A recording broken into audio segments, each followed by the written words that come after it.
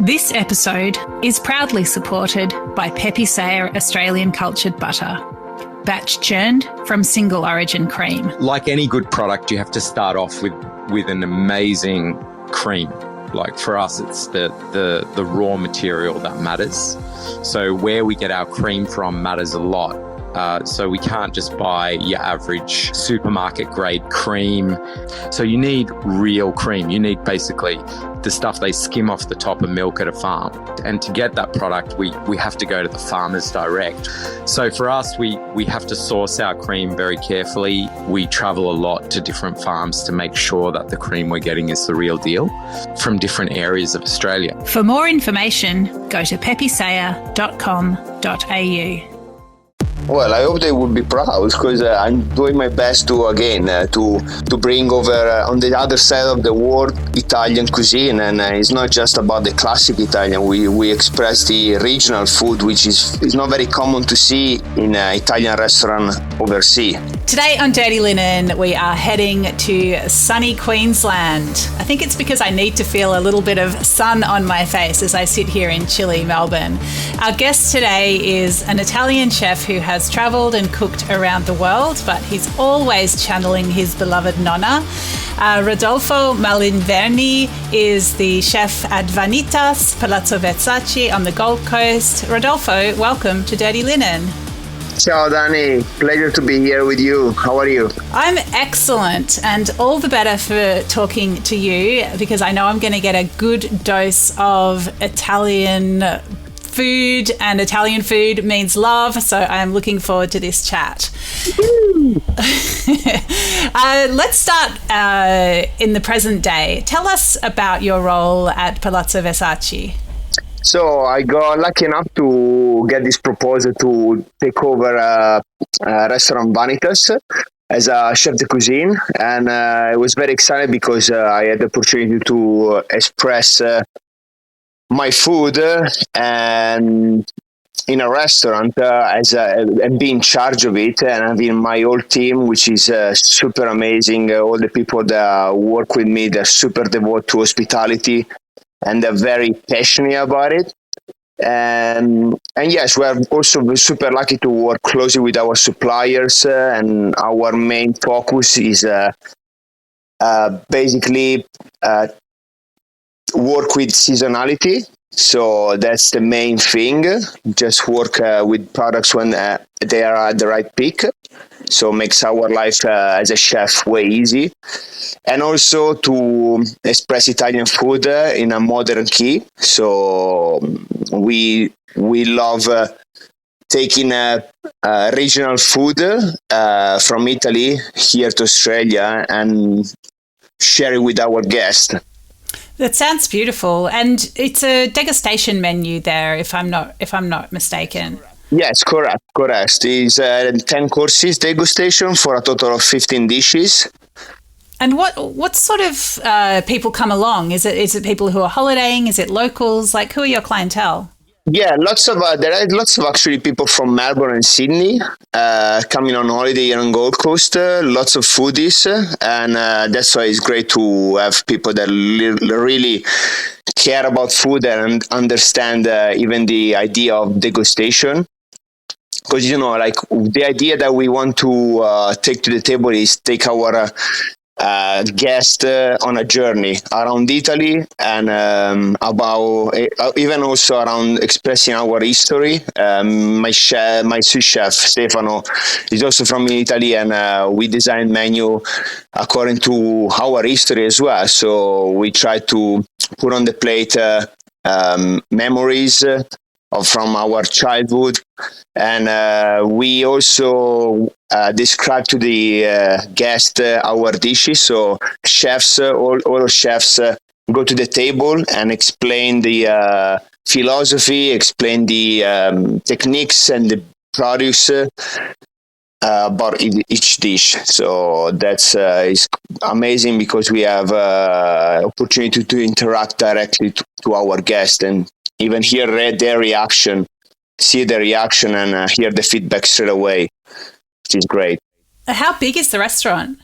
So it's we keep it as a 25 seater maximum, so there is no rotation. So the degustation lasts around 3 hours, depending on if a guest wants to go with a wine tasting or not. But yeah, max we do 25 covers. Wow, it sounds like a really intimate experience, and to have you and your team going to the tables and telling these stories, it must be, really transporting for your guests. I'd love you to, connect me with your heritage by explaining a dish or two that you're serving at the moment that as you say, has these stories from Italy. Yeah, absolutely. Yeah, that's the main thing. Like every dish has a story behind, and there is lots of thought behind.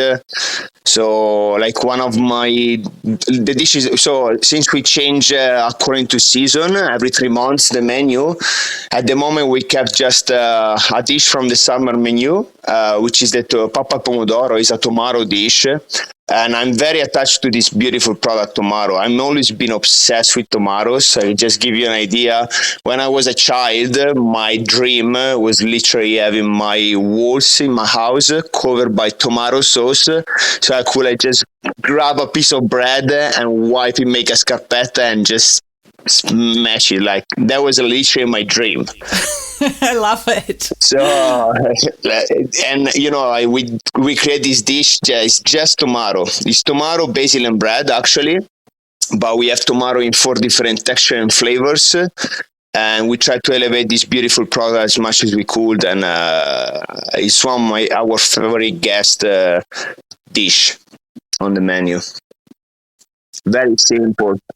So let's continue to use tomatoes as our spaceship to take us back in time and space. Tell me about your life with tomatoes as this lens. Why was you so focused on tomatoes? Well, as you might know, in Italy we are so lucky to have a beautiful land that give us amazing product, and one of the best product that we have in Italy are tomatoes. Literally, like the difference between tomatoes of any other countries where I've been. If it's in season, you walk in a room and there is a basket of tomato in Italy, you can smell it from the door. So it's just amazing how the tomatoes, the texture, the flavors, is just something very unique that just if you have lucky to go to Italy can experience. Like especially when last time I went back to Italy, I went to Naples and I tried these little cherry tomatoes. It's called tomato de Piembolo, and it was just the texture, the juiciness, the flavor, it almost made me cry. I was lucky enough to talk directly to the producer, and I had to hug him because it was just emotional to see this such amazing product and be lucky enough to taste it raw. It was just mind-blowing. Wow, that's really beautiful. So you've told me previously that you learned to cook from your mom and your nonna. Tell us about that. Like, what was it like to be in the kitchen with them? Well, be in the kitchen. I always been in the kitchen since I was literally like 7, 6. I recall because my mom was a very busy woman. So during the week, I have 2 brothers, 1 brother and 1 sister. So I'm the last of the 3, and I will be the first one getting home from school. And I had to prepare food for my brother and sister and myself sometimes. And I remember like even just seeing my brother, hearing my food and enjoy so much. It just gave me so much joy. And I think that was the thing that clicked my passion about food. Seeing like the reward of my brother enjoying my food was just the best feeling. What sort of dishes would you make in those early days? Risotto, that's my passion since I was kid, and it's a very tricky dish. Like whatever is simple is always the hardest. And I think like that's one of the dish, risotto, that you never stop perfectionist. So it's just you keep evolving and trying different ways and understanding the product as well. But we'll have cooked to be honest, like pasta as well, obviously, but also scaloppine, literally like whatever was in the fridge. I was just experimenting, as a kid. It was just amazing, even like to see the reaction, like cooking the food and see, like understanding the process of cooking.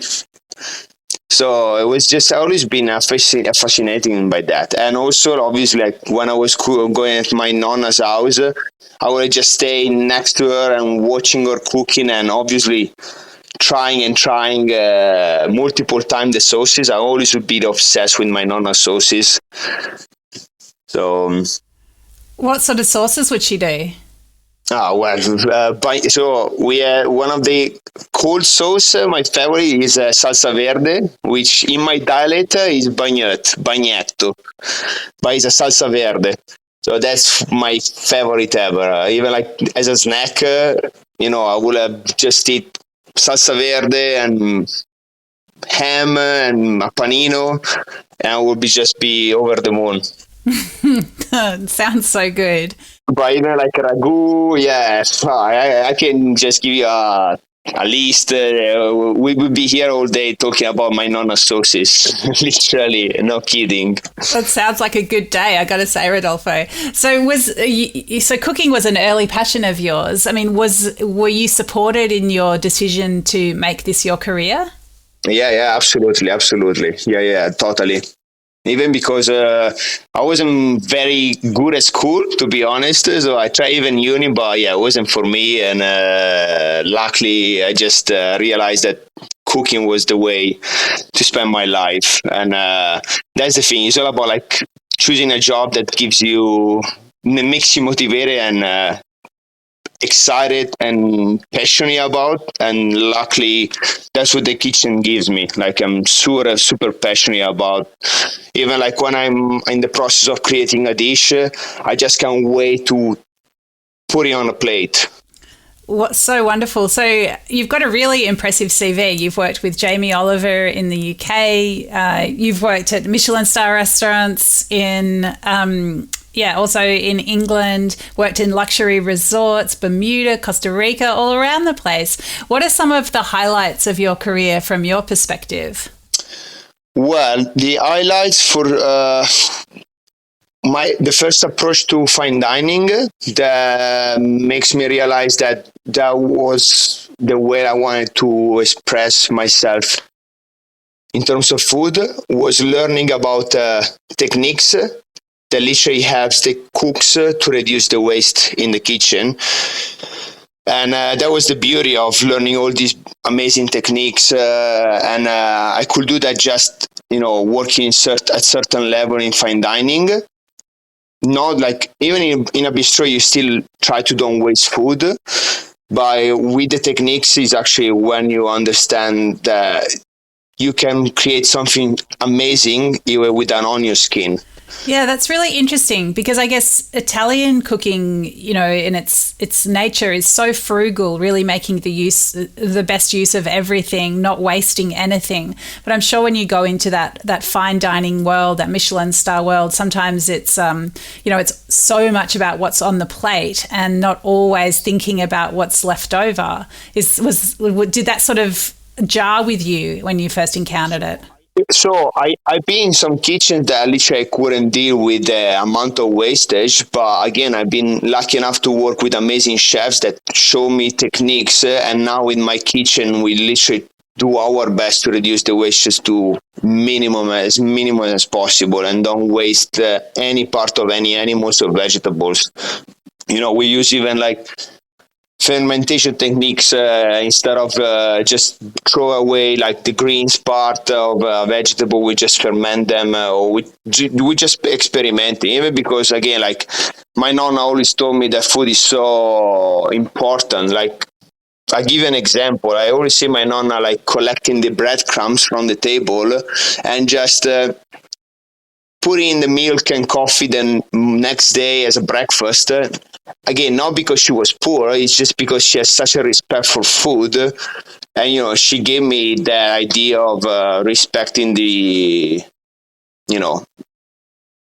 the food himself is just a great value. And I travel in many countries, even third world country, that I realized that the most important things in life is literally sharing food with people and being lucky enough to have food on the table.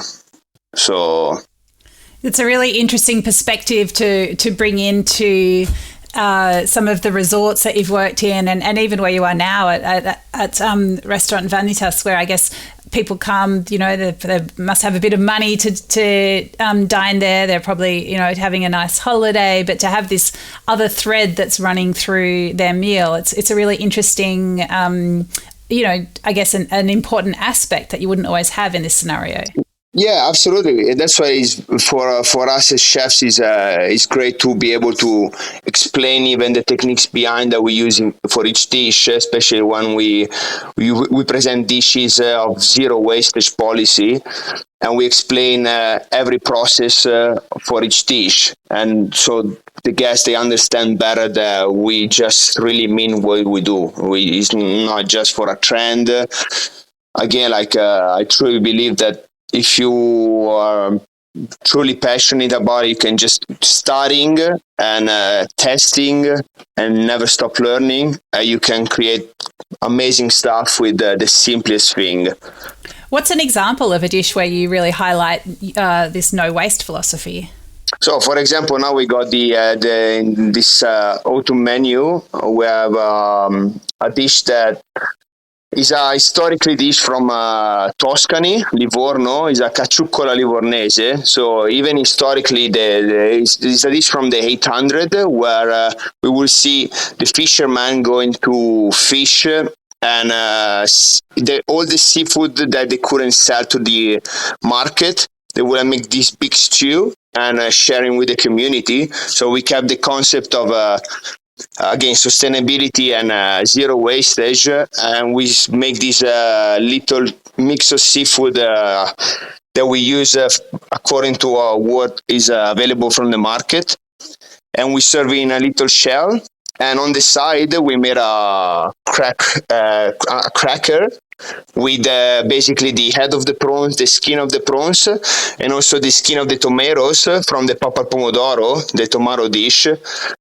And this cracker, this little bite is just full of and packed of flavor and umami. Oh, that sounds so good. Such a meaningful dish, and also sounds incredibly delicious. Yeah, really love that. So yeah, basically, again, for me, every dish needs to tell a story, and just because give a bit more value behind. Is not just a simple dish. There is something behind it, and that's why it's great that the chefs, they can explain, so the guests understand that there is lots of thought behind each dish. Rodolfo, you've had experience all around the world and now cooking in Australia. I'd love to get your perspective on the dining scene here. I know when you arrived, you did stages at lots of Australia's best restaurants, including Key and Bray and Vue de Monde. Can you tell us what perspective you got on the Australian dining scene? Look, for me, it's just amazing the fact that Australia is such a multicultural country, and you can literally tell that in the food. I remember my first approach to modern Australia was mind-blowing because I see so many new, Asian products that I never even seen before when I was still in Europe.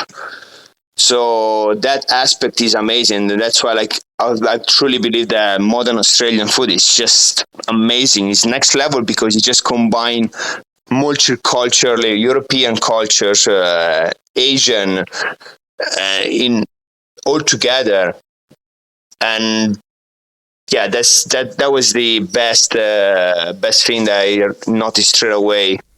What about the experience of hospitality in Australian restaurants? What sort of similarities or differences do you notice with that as compared to other places around the world?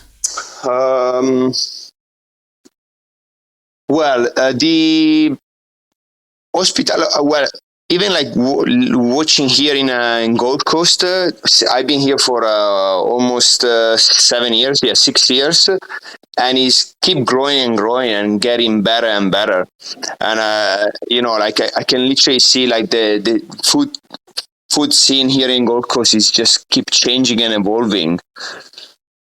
And that's why lots of colleagues as well, they always have dreamed to come to Australia and even experimenting the amazing product that this land give to us, which is, there is such a variety of native ingredient, and that's another aspect that is fully important in my cuisine. We use lots of native ingredients.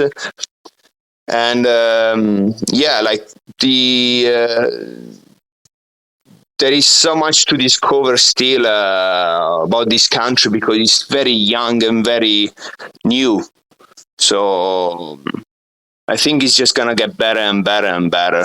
Which is, don't take me wrong, it's already super amazing. Again, like I was always amazed in any restaurant I've been here in Australia, like the level of flavors for dishes and even the level of the chefs that work in those kitchens, it's just amazing. Lots of chefs, they travel a lot in Europe. Most of the chefs work with, most of the Australian chefs they work with, they all travel a lot. They've been in London, in England, lots of countries in Europe, in Asia, so... Yeah, there's a lot of experience that people bring back, and yeah, as you say, so much that's already in Australia with these native ingredients. What are some of the ways that you use Australian ingredients in Italian cuisine? Oh well, we. And now on top of my head, so in this current menu, we use, it's not like just mixing with Italian menu, like we have lots of elements like gelatin wax, we do a oil, and we serve it with this amazing Brisbane farm quail. We dry age them in beeswax for around 30 days. And we serve it with lily pilly ketchup. Basically, last season I went to foraging myself the lily pilly, and we preserved them. We made a ketchup out of it, and we serve we finished the dish with quail jus and gelatin wax oil, which is a Western Australia leaf that is just remind kind of Carfield lime. It's just amazing. And Davidson plum as well. We use Davidson plum in a bite, in a little pastisserie at the end of the meal. We give the petit four, and we use it for, we incorporate the Davidson plum with chocolate ganache, and also we have a marshmallow with lemon myrtle. And again, there is lots of Australian native elements in many of my dishes.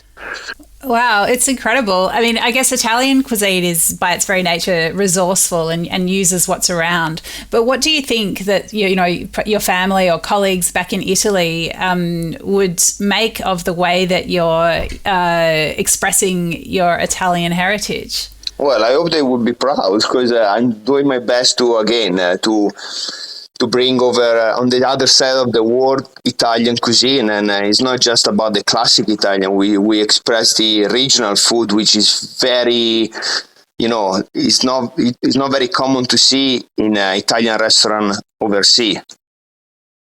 So, and also so we try to do everything from scratch at Vanitas.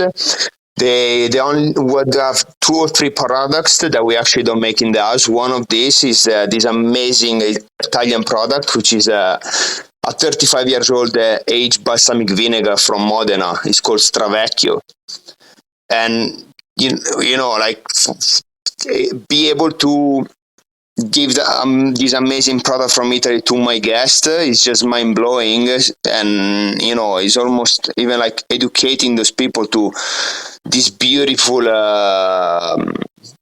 vinegar that generation to generation, they pass the knowledge. I tried myself a vinegar that was 100 years old. Well, last time I went back to Italy, to Modena, and that made me click. I say, okay, if I ever gonna open a restaurant in Australia, I want to make sure people in Australia be lucky enough to try this amazing vinegar.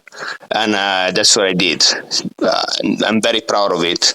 Yeah, that's so cool. I've been fortunate enough to go to Modena and into one of the homes which has the vinegar barrels in the specially built attic area, and just the way that they move very carefully vinegar from barrel to barrel from year to year. It's so special, incredible heritage. And generation of master vinegar, they just pass into generation to generation, and maybe one barrel is being touched from 3 different generations. It's just something magical. So how do you showcase this beautiful product in Queensland? So we try to preserve the original flavor, obviously. So we serve in one of our first bites. So we present 4 different canapé.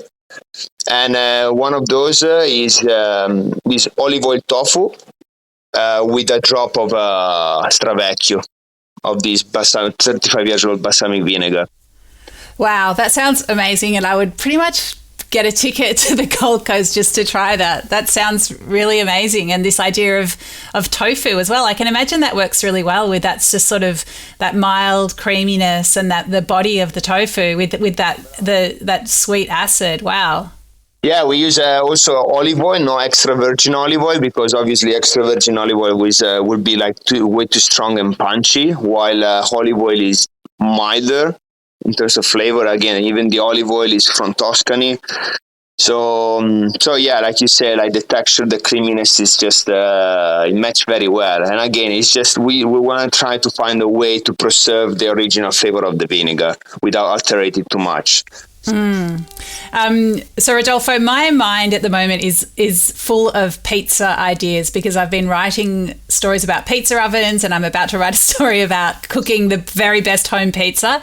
Now, I reckon that you might have an opinion or two about pizza. What do you think makes a great pizza? So first of all, there is 2 philosophy about pizza in Italy. So there is a pizza romana and pizza napoletana.